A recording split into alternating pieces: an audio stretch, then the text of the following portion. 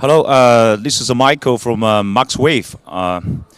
We produced the world's first holographic transparent LED screen. You see, at my back, okay, is world's first transparent holographic transparent LED screen. Okay, there are some highlights about this.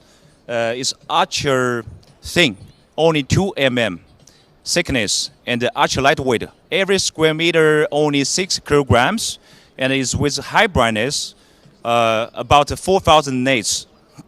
And it's very smart. It can be bendable and cuttable, and there's a very high technology I would like to introduce. It's about a single pixel, single control.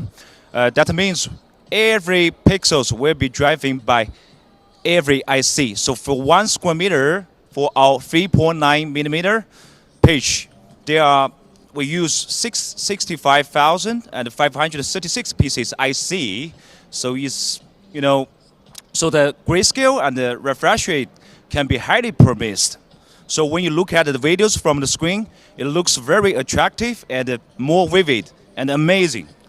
And for the installation, okay, the LED screen can be installed on the front of the glass or at the rear of the glass. So it's very smart.